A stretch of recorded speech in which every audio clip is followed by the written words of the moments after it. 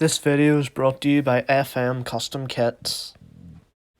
Do you need custom kits for your Football Manager save? Then contact FM Custom Kits on Instagram or Twitter.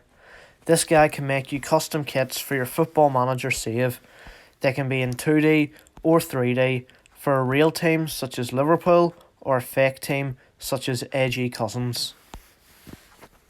And don't forget to use discount code #GibbsyKits to get 10% off your order. Southampton FC.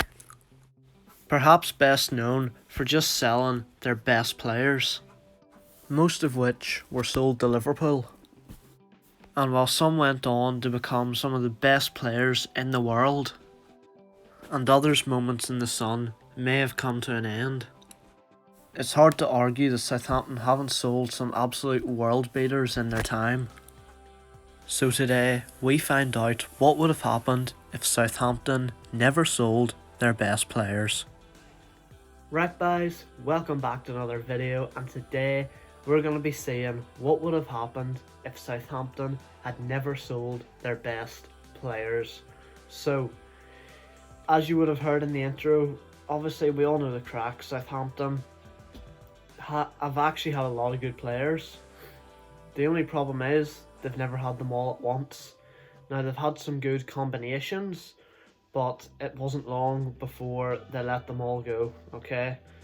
I'm a Liverpool fan, I should know all about that, you know. We've been robbing them for years. But here's the current Southampton team.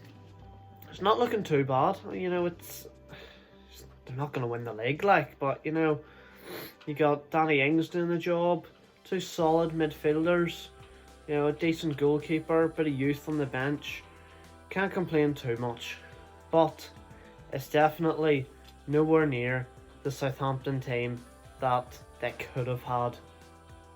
But boys, this is the team that Southampton could have had if they didn't sell their best players. Now, you will notice Danny Ings and Højbjerg are still in there because there's no one better. Basically, what I've done, I went through Southampton's transfer history since 2011 up until now. That's when they got back into the Premier League.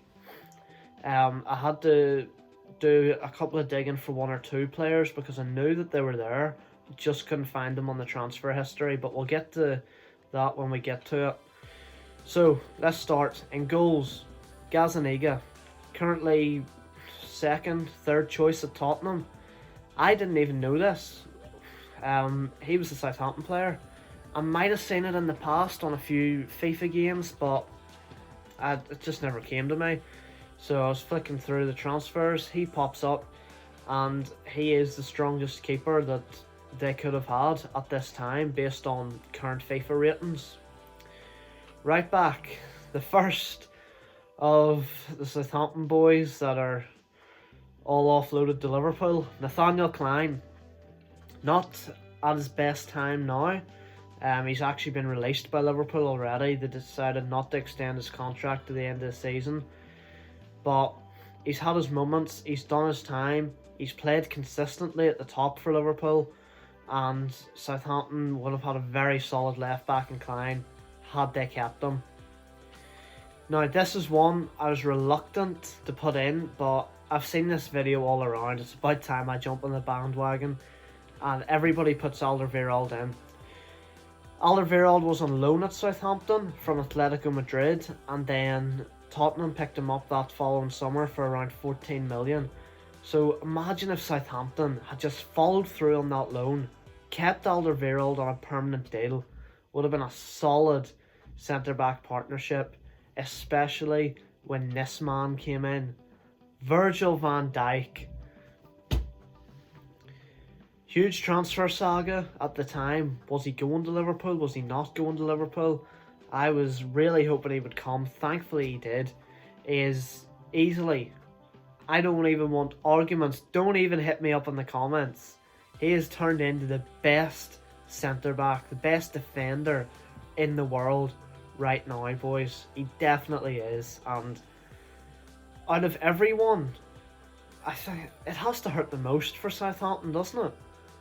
I mean, I'm sure they paid a fair amount to get him from Celtic. It's not as if they've paid a low amount and made good profit, but I mean, it's still a good profit. They got 75 million for him, but if they had kept him, big changes in the defence there, boys. Left back, Luke Shaw, again another one who's had better times. He's not crap at the minute. I mean, he plays for United. He is crap, but he's had injuries. His rating is 80. Kind of mid average, slightly above average, but a lot better than what Southampton have right now. And if they hadn't let him go, that would have completed a very deadly back four. Højbjerg stays in the midfield, keeps his place right now, believe it or not. He is actually one of the top midfielders Southampton have had. Alongside him, Alex Oxlade-Chamberlain, one of the most underrated players of all time in my opinion. Obviously left to Arsenal, ended up going to Liverpool in the future because of course he did. Played for Southampton. Fantastic player. Now a Premier League champion, Champions League champion. I mean, Southampton definitely, if they had him in the squad still, it would have been a very solid midfield and he definitely would have done bits for them. Up in Cam, Dusan Tadic. He is one that he doesn't get the recognition that he got when he was at Southampton, but he is still doing the job at Ajax these days, boys. He hasn't slowed down. Still a fantastic player. And it's hard to believe he was at Southampton. But if they'd kept him, he just would have kept getting better and better. And obviously in football, money talks. That's the overall story for all of these players. But Dusan Tadic, Southampton really should have kept him. Now, out to the right wing, Gareth Bale. Not gonna lie, boys, I don't know much about this. I think he was in the youth academy, as far as I know. I think he wasn't in... Did he ever actually play for the first time? I highly doubt it. I reckon by the time he was a first team player, he was gone, probably to Tottenham by that point. So, should he be in here? I mean, he was at the youth academy. Technically, Southampton would have let him go. And, you know, for the thumbnail, we're letting him in, boys. We're putting him in for the views. So, Gareth Bale, another one. Not doing too much at the minute, obviously, for Real Madrid. Zidane doesn't fancy him, but you can't argue that he's had his moments. Danny Ings, currently, especially with his form this season, he actually deserves this. The best striker Southampton have had. Really, he actually is. Obviously, he had his time at Liverpool. He's now back at Southampton, and yeah, it's the best place for him. I think if he moved again, it just wouldn't work out as well. I'm not saying he's a low-tier striker, but he just seems to work in that team, and he's just doing a great job, and I would rather see him there succeeding than try and come back up and not fit in. Another one who's possibly the best in the world, one of the best in the world in his position now, Sadio Mane, was obviously a right winger when he was at Southampton. Moved to Liverpool, did start off as a right winger, and then the arrival of Mohamed Salah forced him out to the left, and he's just got better ever since. Salah definitely took the spotlight for the first season or two. Mane has come right back into it. One of my favourite players in Liverpool right now. Absolutely fantastic player, Sadio Mane is, and Southampton should be kicking themselves for letting this one go as well. So, down into the bench, Dejan Lovren. I mean, I'm not quite sure if they'd be kicking themselves about letting him go. He's had his fair share of mistakes in a Liverpool shirt, but I suppose he's a Premier League champion, he's a European champion. What can he say? He got to the World Cup final with Croatia. He's obviously doing something right. So, again, a solid centre-back. One that a lot of people probably don't really remember too much. He is getting on now, he's 36. Jose Font did actually play for Southampton. Still holding that 79 rating, so you can't say that he wouldn't, you know, help hold down the back line if he was here. James Ward-Prowse, one of the best midfielders apparently, and he's at the club right now, so that gives Southampton hope. They've got Højbjerg and Ward-Prowse. Doesn't quite make it into this team. Another man who would have made it in a season or two ago maybe, Adam Lallana. Another fantastic player who left for Liverpool. Definitely would have improved any Southampton midfield. Mario Lemina only recently left. Solid player, what can I say? Ramirez, don't know much about him. Not gonna lie, don't know much about him. He did play for Southampton though. He's at Sampdoria now, I believe, and he probably would have done a job in the midfield. Bednarek, still one of the better centre backs. A little bit down the pecking order. You know, you've got Fonte, Lovren, and obviously these two wouldn't have been coming out of the defence of the starting lineup anytime soon, but you know, he is there and he's a good backup option. Then obviously, I'm going to fly through these a bit quicker now, lads. We're getting down to the boring stuff. McCarthy, good keeper. Pele, we still remember him. He was one of the best strikers. Danny Ings has managed to be the main guy, be even more memorable. Bertrand still keeps his place. Vestergaard, Redmond, Stevens. Gabbiadini, another striker who had a decent stint. Juanmi, out on loan at the minute, I think, actually, at Leganes. Morgan Schneiderlin, Jay Rodriguez, he was here. Callum Chambers, El Yunusi's out on loan at Celtic at the minute. Victor Wanyama, an ex-Saint. Forster. Ricky Lambert, I've created and put in because bit of a club legend. He doesn't make it into the squad or nothing at the minute, but he is definitely, arguably, one of Southampton's greatest ever strikers. Cedric on loan at Arsenal. I think they've maybe signed him permanently now, actually. Decent right back. Romeu keeps his place. Gunn. Walker Peters, I'm assuming, is on loan. I haven't done that much research. Probably on loan. We've also got Charlie Austin. Had a good stint at Southampton. He's moved on now. And then we've got Pierre, the right back, who's at Lille at the minute, I believe. Another half-decent right back. Had his time at Southampton, and yeah. That makes up the Southampton side they could have had if they didn't sell their best players. Currently, 4.5 star. You can see the midfield's the weak point.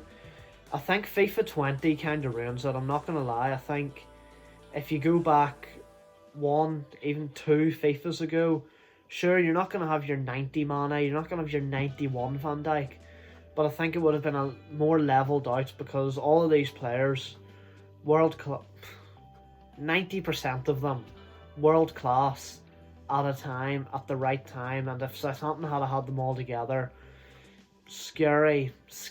So boys, surprise, surprise, we're in career mode. I've taken charge of Leicester, but if we go over here, you will see that this Southampton team are going to take on the Premier League season. Let's see, how would they do? Here is the squad, absolutely stacked. They cannot complain one bit. All the boys are still there, so definitely a lot of options. Ricky Lambert there, 37 years old. We got Mane, Tadic, all the boys are there. So, just the usual on this channel at this point for these challenges. Simmon to the end of the season. I do disable the first summer transfer window, but I pray Southampton don't sell in January. They've no need to. 1st of June. How would Southampton survive in the Premier League if they never sold their best players, boys? So, boys, here we are on the 1st of June. It's time to find out how this Southampton team done. So let's back out. They finished 7th.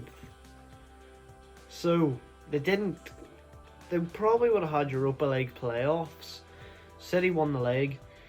But they finished 7th. I mean, Southampton fans going to be happy with that. They can't complain too much. Let's see, league top scorers, were they up there? They weren't really. Mane got 16. And that was all they had. Tadic got 8 assists. Mane got 6. So Mane kind of ran the show for them. So let's see. Team stats. Southampton. Mane 16 goals. Ings only got 9. Tadic got the most assists. So Mane played every game. Ox played 36 of them. Van Dijk 35. I mean, yeah, they definitely used their team. They definitely used their team. Wanyama, Lambert and Austin didn't play at all. But 7th place, I think Southampton fans would probably take that. Not guaranteed Europa League football. I think you have Europa League playoffs, so you'd think that they'd be alright. But yeah, that is it, boys. Southampton, if they never sold their best players, not necessarily winning the league yet, probably need a few more signings. You'd probably still look at upgrading Ings, Højbjerg, Gazaniga, probably Klein at this point. But it's definitely a major improvement on where they are in real life. So that was a fun challenge, boys. I hope you enjoyed it. Thanks for watching, and I'll see you next time, guys. Cheers.